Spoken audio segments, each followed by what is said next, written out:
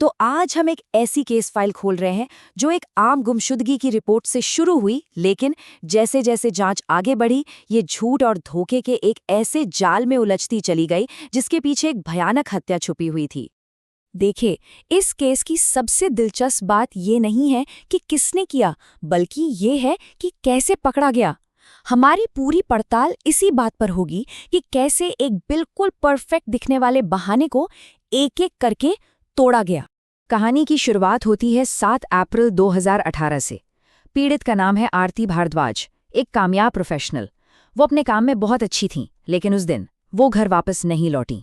जब आरती घर नहीं आई तो उनके परिवार ने गुमशुदगी की रिपोर्ट लिखवाई। अब यहाँ एक बात पर गौर कीजिए, अगले ही दिन आरती को अपने परिवार के साथ बेंगलोर की छुट्टियों पर जाना था। इससे ये बात तो लगभग साफ थी कि वो अपनी मर्जी से कहीं नहीं गई थी। तो जाहिर है जांच की शुरुआत होती है आरती के सबसे करीबी लोगों से, और यहीं से हमें कई अलग अलग मोटिव यानी मकसद नजर आने लगे। शुरुआती पूछताछ में रिश्तों और आपसी झगड़ों का एक उलझा हुआ जाल सामने आया, जिससे शक की सुई कई लोगों पर घूमने लगी। अभिनव, जो मुलुंड में रहता था जहां आरती के फोन का आखिरी सिग्नल मिला था, उसने साफ इनकार कर दिया कि उसकी आरती से कोई मुलाकात हुई। इतना ही नहीं, उसने शक को आरती की बहन के बॉयफ्रेंड की तरफ मोड़ने की भी कोशिश की। चाचा के साथ एक प्रॉपर्टी का विवाद चल रहा था, और यहाँ एक डिटेल सामने आती है जो आगे चलकर बहुत बहुत जरूरी साबित होगी। उनके पास एक काली कार थी। लेकिन फिर कहानी में एक ऐसा मोड़ आता है जो जांच की पूरी दिशा ही बदल देता है। हमारा ध्यान आरती के 2 सहकर्मियों पर गया, उसकी बॉस आयुषी और एक दूसरा कलीग सुदेश। और यहीं पर इस केस की पहली और सबसे बड़ी दरार सामने आती है। पहले तो उन्होंने साफ साफ कहा कि आरती उस दिन ऑफिस आई ही नहीं, लेकिन जैसे ही हमने उनके सामने सीसीटीवी फुटेज रखी जिसमें आरती उनकी कार में बैठती दिख रही थी, उनकी कहानी पूरी तरह बदल गई। तो अब हमारे पास एक नई कहानी थी, एक रहस्यमयी काली कार की कहानी। ये कहानी उनके बहाने की बुनियाद बन गई, और हमारा सबसे पहला काम था इस कहानी की सच्चाई पता करना। सीसीटीवी फुटेज के मुताबिक आरती सुबह 8:40 पर उनकी कार में बैठी थी, और वो कह रहे थे कि उन्होंने उसे 9:30 बजे छोड़ा। अब जरा हिसाब लगाइए, 15 मिनट के रास्ते में उन्हें लगभग 1 घंटा क्यों लगा? ये एक बहुत बड़ा रेड फ्लैग था। और एक और सवाल था जिसका जवाब उनकी काली कार वाली कहानी में नहीं था। अगर आरती को 9:30 बजे छोड़ दिया गया था, तो उसका फोन दोपहर 1 बजे तक मुलुंड में ही एक्टिव क्यों था? उनके बहाने में एक और झोल था।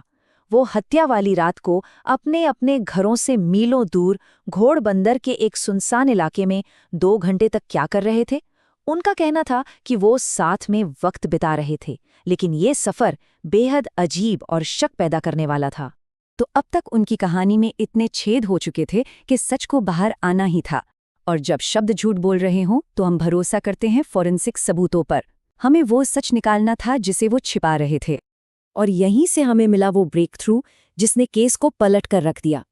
एक क्रेडिट कार्ड की रसीद हमें घोड़बंदर के एक गैराज तक ले गई। वहां जो पता चला उसने हमारे सारे शक यकीन में बदल दिए। उन्होंने 7 तारीख की रात को ही गाड़ी धुलवाई और उसका पूरा का पूरा इंटीरियर ही बदलवा दिया था।